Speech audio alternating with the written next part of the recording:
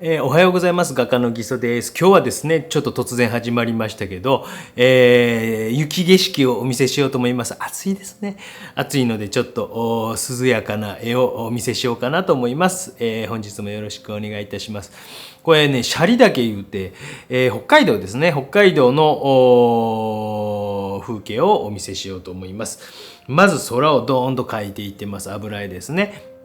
もう白亜字という下地にインプリマトゥーラというのをして、書いていっております。で、空からですね、こう書いていくわけですよね。で、ベタベタベタと。グラデーションっていうのをつけたいなっていう時は、ある程度縫ってから僕は叩きます。で、1層やなくて2層ぐらい、叩いたりとかしていくことが多いかなというふうに思います。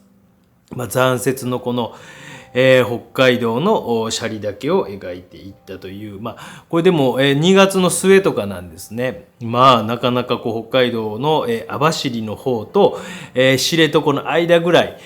のところを描きました。そして、山の方、斜里岳の方を描いていっております。前景の山を描いてまた奥の方を描いていくということで、この辺の筆さばきとかですね、絵の具のつき方みたいな。まだこう、例えば空なんかはムラっぽくなってますけども、後で叩いて、平滑にしていくんですね。で、叩いていくという作業をしていきます。で、山のこの稜線と空のところなんていうのはもう微妙にほんの少しもう1ミリぐらいをかぶせながらこうぼかしてとかね。そしてようやく叩き筆で叩いてトントントントンと明るいところから、暗い方向に向かって叩いていくというのが一般的ですね。で、これがインプリマトゥーラから始まって2層目の仕事という感じでございます。1層である程度うまくいけばいいんですけど、僕はもうやっぱ2層3層と重ねていく、いわゆる重層構造という。そして絵の具のこういう雪のとこですねっていうのは少し絵の具をほんの少しも毛先のところに筆ブルッとつけていくとこう乗せていくような仕事。これね、12号の作品かな。P の12号という作品のサイズでございます。前の方になんていうの、笹じゃなくて、なんていうんかな、シャシャシャシャってなってるところの書き込みなんか多分、見物かなというふうに細かいところですね、思います。で、筆の方向みたいな、筆致みたいなとかをちょっと複雑にしつつ、絵の具を厚く白いところはインパストというふうに塗っていってます。で、この雪が少しあって、そこのところ、なんていうのこれ、シャシャシャってなっているやつを描いていくんですけども、雪があって、今茶色いところ、今描きましたね。この黄土色みたいな色ですね。この辺のところでさあどういう技法を使っているか皆さんね、こう日頃お見せあんまりしないような方法をちょっと使っているのか、本物見たら多分びっくりするぐらい細かいと思いますよこれね、本物見たらいいっていう、なんていうかこうね、日本のこういう風景、なかなか九州では見られないような風景ですけども、叩き筆でトントントントンとまず鳴らしていってますそしてこれ筆の後ろですね。後ろを使って、これなかなかこう画像に映りにくいんですけどね、筆の後ろを使ってショクショクショクショクショってこう書いていって、下には線書いてあるんですけど、線がもうちょっと消えてきている。もう絵の具を乗せたことで消えてしまってはいますけども、こういうとこもおおよそ前にあるような、さあどうなるでしょうかね。はい、どうなっていくのか、ぜひ楽しみに見ていてください。ザクザクザクとこう絵の具を乗せていってますけど、この辺ね、こう微妙なんですよ。下の色を完全にこう下に塗ってあるこうインプリマトゥーラとか下の素描みたいなのが完全に消えんようにしながらやってったりとか、消えてしまうところももちろん多々あったりとかしていっております。そしてトントントントンと叩いていって、いっております。トントントントントントンと。これは叩き筆という筆を使ってですね、そしてまた筆の後ろ、ちょっとさっきの筆とは違いますよね。もう少しこう細い線がこれやったら引けんのかなとか、そういうこう筆の後ろなんかも使うて描きます。ピシューとね。で、大体この辺かなという位置を決めている。もちろんこう書くということもあるんですけど、位置を決めているという作業でもあります。というような感じで、シューッと筆の後ろを使ってヒューヒューヒューヒューヒューとこう書いていって、おります。こんな感じで書いていると、下の色が、そしてこれ完全に乾燥後です。完全に乾燥後。1週間ぐらいほったらかしにしておりました。この時は右腕の痛みが全盛期やったんですね。はい、もう年取ってきてね、骨となんかがねこうなってねとかってね言われました。もう50ぐらいになると出てくるよって言われました。そうですか、すみませんちょっとでね、はい、もうちょっとそれでいろいろこう、衝撃波治療というのでビーってやってめっちゃ痛いんですけど、ちょっと収まってきたような気がします。あと1回やるんですけども、そしてこう全面に、コバルトバイオレットみたいなのを塗って、これは完成油と呼ばれる乾く性質の油、完成油を全面に塗ることによって滑りのいい下地を作りました。そしてね、奥に見えるこうね、これがスカンブリングって言ってですね、半透明の色をシャーッとかけていって、白と、コバルトグリーンみたいな色と、あとはあれなんていうのかな、オリエンタルブルーみたいな色かな、なんかそういうのとかを混ぜて、ちょっと染料系の色なんですけど、混ぜて、このなかなか私もこうね、見ることのあまりないこうちょっと夕日がちょっと夕方にかけてなっていくみたいな感じの色みたいなのが、紫を全面に塗った色も微妙に感じさせながら、そして滑る状態で描いていくことによって2層目のこの下地という空の色というのが綺麗なグラデーションが引けると。そういう油絵の具のやっぱ構造、白い上にジョンと描くよりは何か色塗ってあって、塗っていく。そして僕の場合それ2層ぐらい塗って筆のこうタッチとかもよりなくなってくるみたいな。こうね、シャリ岳の方にめちゃくちゃかっこいい山ですよね。シャリ岳とかね、本当に北海道のなんかわからんではないですわ。移り住みたくなるような、でも暑いのはねちょっと早送りでですね、この辺は、ベベベとお見せしておりますけども、こういう筆の後ろでこう書いたこの、なんていうの、笹じゃないけどなんていうんやろうね、これね北海道やからやっぱりちょっと違うね。日本って面白いですよね。いろんな地域あります。そしてこの雪とか残雪をこう描きながらどれぐらいの色がええかなと、そして叩き筆で叩いてタンタンタンタンとこう描いていくと、タンタンタンタンと。ちょっとこう絵の具が乗りすぎたらまたティッシュで拭き取って、またこう叩いて筆跡をなくしていって、絵の具の構造をもうなかなかこれぐらいが動画としての限界値ですので、なかなかですね、もっとディティール細かいところをこうお見せできたらなというふうに思ったりとかして、いろいろ試行錯誤はしています。頭にこんなんつけてみてね、こうやってとかね、動画も上がったりとかしてますかね。でこの辺はちょっと絵の具をベッと厚くのせていく、こうね、ハイライトのところにグッと厚く、これインパストっていうふうに言います。で油絵の具ってやっぱりね、こういうふうに使うと、透明水彩、アクリル、いろんな画材使ってますけど、やっぱかなり微妙な表現は僕はできる画材なんじゃないかなというふうに思ってたりとかします。かなりですね、ちょっと生の白に少し黄色入れてみたりとか、それにまたピンク入れてみたりとかね、いろんなことするんですよ。微妙なこと、いろんなことピッピッとこうしたりね、その微妙な色で、探しながら、でまたその後乾いてからまたグレージングとかっていうのとか、スカンブリングとかっていうことをしたりとかして、ものすごい複雑にしていくね。だから油絵の具ってまたこう季節的にもこう夏に描いとるんですけど、やっぱりこう乾き自体は早い、この時期というのは乾きは早いかなというふうに思います。ということで、ちまちま今日は解説を中心にね、もうしょうもない脱線をしていくとどんどん脱線してどっか行ってしまいますのでね。で点々点々って打ちながらですね、この辺の稜線がとか、どうですか皆さん、書けそうな気がしますか。やっぱりこう空気遠近法ですね。これぐらいの大きな空間の場合っていうのはいろんな遠近法がございます。また遠近法というものを特集した動画もありますし、この地塗りの段階の動画ももう全て公開しております。全てね。でこういうのを見て本物の作品を見る機会あったら本物を見ると、俺全然ちゃうやんけとかっていうことに気づいたりする人もいたりいなかったりかなというふうに思います。なんかこう油絵の具ね、本当にこう初めてこう22歳の時かな、イタリアに行ったりフランスに行ったりとかして本場の昔の絵とかを見た時に、めっちゃ綺麗やなと思ったんですね本当にめっちゃ綺麗やなと思って、それぞれのこう皆さんね画材があって、やっぱり僕の場合油絵とかを使うことが中心なんですけど、やっぱりこう綺麗やなとかかっこいいなっていうものを見てしまった。まるで宝石のようやとかっていう風に感じてしまったんですね。でそういうことがやっぱり自分でこう20年以上描いていくようなきっかけになったと。やっぱりバーンとこう来るね強いこう衝撃みたいなのっていうのは後々にこう叩いていってます。続けていく。そしてこれね、なんやね、これ100円ショップかなんかで売ってた千枚通しやと思うんですけど、先っちょがこう鉄やけど丸くなっていたので、これ案外良かったですね。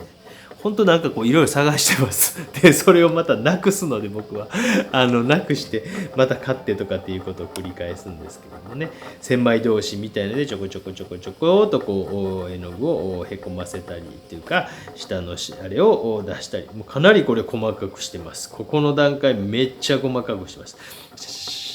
本物ぜひ見てください。多分老眼の人に見えないかなと思います。ここまでやってたんやっていうことに、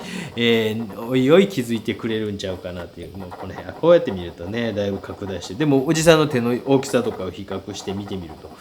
ね、相当ちっちゃいことが分かるんじゃないかなと思います。ね、こうやって毛先こうってこう絵の具を引っかくようにして、かといって下の絵の具は削り取らないようにしていくということが非常に大事なのかなと思います。そして、下の方もやって、筆で描いていきます。ようやくですね、なんていうのかなこれな誰か教えてください。わからん。学がなくて頭が悪くてすみません。もうほんとよくね言葉の間違いとかもしたり漢字読めんかって怒られたりとかしますけどね。まあね、もうそんな僕は完璧な人間じゃなく、もう皆様よりも頭も悪うございます。唯一ねちょっと皆さんに負けへんかなと思うのは若干集中力あるかなと思います。若干ですけどね、こういう仕事やりたくないわ嫌やわとかっていう人多いと思うんですけど、僕は全然苦じゃないです。こんなこと何とも思わずにできるというところが、自分自身のとこなんかなというふうにも思ったりとかします。ねちねちねちねちてんてんてんてんてんとねちねちねちねち、暗い色から明るい色からで、シュルーッと全部描くだけじゃなくて、その、描いたの奥側をこう描くみたいなこともしたりとかして、それを入り混じらしていってます。これを1層2層3層雪のところがだいぶこうできてきた感じしますよね。でそこの上そこにへこませた削った跡もあれば、今筆で描いたりとかこういうふうに明るい色がジョンと置いてあったりとかっていうのもあったりとかします。そういうふうにこう絵の具の構造ができてきていると。大変な仕事やけど楽しいですけどね。はい、楽しいですけどねとか言いながらね、いやと突っ込まれてそうなんですけどね。で、この辺にニョコニョコっとなってるやつをニョコニョコと描いたりとか、この辺は少しね絵の具の厚みまで出しているところもあります。絵の具の厚みちょんちょんちょんちょん。でこれで普通の人大体終わるんですけど、ここからまだやるんですよ。まだ乾いてからまだやる。そこがね、こうやって見るとほらもうだいぶ描いてきたでしょ。うわーへこました後にまた入り明るいところかい、うわー気持ち悪い、うわーね、もう嫌になりますよね。スピード感持って描く時もあればゆっくりした線を引く時もあればみたいな感じで、こういうのはやっぱり油絵とかを描いているようなことと似ているところもあるのかなと思います。そしてまたこれ乾いた後にやってる作業に突然なりました。動画にこう撮ろうかどうかってなかなか悩んだりするんですけど、ある程度ですねこういうのをですね、指ですり込んで完全に乾いた後にまた第4層目ぐらいとかになるのかな、塗ってみてどれぐらいで見せようかなとかっていうのを考えるわけですよ。見えへんすぎてもなと。でもこのかっこええね、この空とのバランスとかとこの斜めの構成がこうとか、そして空もう一層行くぞっていうことで、手が一番この時痛かった時で、至る所が痛かったです。もうちょっとマシになってきたような、確かに衝撃波鶴田整形外科のすみません行かしていただきありがとうございます。先生ありがとうございました。もうすごくこう多分病院の方に写真貼ってあったから言うてええんやろうけど、なんか武蔵丸さんとかの手とか、ね、やってはりました。手とかのねすごくこう得意な先生でありがとうございます。ということで、少し拭き取ったりとかしてグラシ透明素スカンブル拭き取りみたいな感じでしていくと。で指でこすり込んだりとかですね、もうこの辺はこう絵の具をこう塗った絵の具のこう間に入れていったりとかですね、いろんなことをして、そして叩き筆でまた叩いてみたりとかって、まあもうその辺がこうただ描くだけじゃなくて、指ですり込んだりティッシュでもうちょっと拭き取ってみたり叩いてみたりこうしたりとかっていう風にして絵の具をこう作り上げられたマテリアルに関してでこれ何してるかって、カッターの刃でねこう余分な毛とかがついてたりちょっと無駄なマチェルを削ったやつです。こんなことやったやつね、なかなかライブ配信じゃこんなことやりませんもんね。そしてこの筆先にちょっとつけてくっつこう書いていってます。はいね、またこのハイライトの中のまたハイライトを描くみたいな気持ちでチュッチュッチュックとか書いていくということをしていっております。まあそういうこう何層も何層も重ねることによって向こうにある空気感とか自然のものの、複雑さとかっていうのを表しながら、この雪の山というのと北海道これから春が来るぞ、でもまた何度か寒さが来るぞみたいな、そうこれほら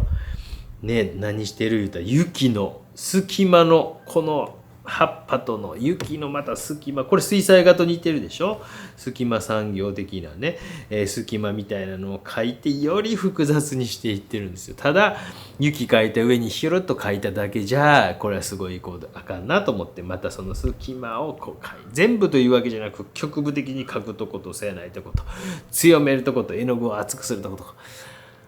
はい、わかります。まあこういう作業をもうね AI 全盛の時代に一番真逆の作業をしていくというね、おじさんのこう真逆を張っていくというところが、そしてこういうところはどうなんですかね、北海道の人にとっては当たり前の風景かもしれないですけど、やっぱり自然がなす織りなすこの空のグラデーションとか雪とか雪の影とか、そんなにこう光がドンと当たっているわけじゃなく、こうね夕日が沈んでいってという状況の中の光とかっていう中での微妙なこう光の凹凸とか雪の凹凸みたいなのとか、この辺にこうちょんとピンクを置いてみて、ほら隙間めっちゃ描いてたらめっちゃ複雑になってきたでしょ。わかりましたね、突然来ましたけど、ほらうわー気色悪という感じで描いていきました。こういった感じで、制作をしております。雪の隙間を描いて、ぜひぜひ機会があれば本物をご覧いただければと思います。ちゃんちゃんちゃんちゃんちゃんちゃんちゃんちゃんと、これはキャムロンプロかなんかってやつだったかな、っていうのでちゃんちゃんちゃんちゃんとこう描いていきました。なかなかですね細かい、仕事をしながら密度を最後こんな風にやっているんやでということとか、さわさわさわっとしたところのね書き方とか、ただピュッと書いてピュッと書いてじゃけでその周りから書くとか、その上に絵の具を厚くのせるとか、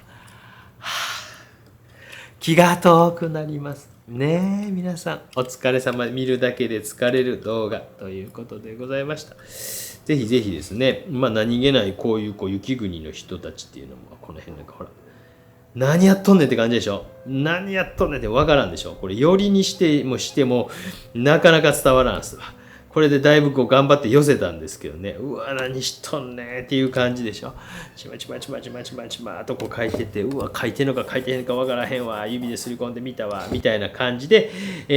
密度を上げていったということでございます。もう一層書くんですけど、この辺で動画としてはこんな感じでプロセスとして進めますよということでお見せしたいと思います。完成作品はねもう最後どうなってるか分からんぞということでございました。本日もご視聴ありがとうございました。よかったらねこういうの機会あれば個展などで見に来ていただければなというふうに思います。絵の具の意外と物質感とかおもろいやんけとか、こんなことやっとんやとかね、参考になる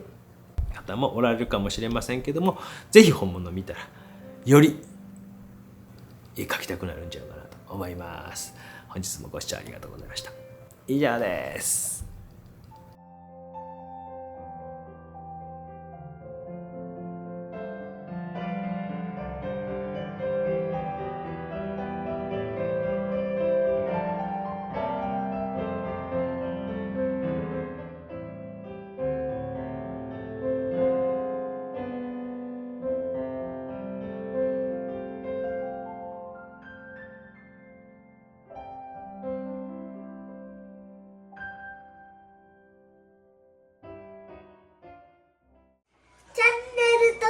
ね、チャンネル登録よろしくお願いします。じゃあお願いします。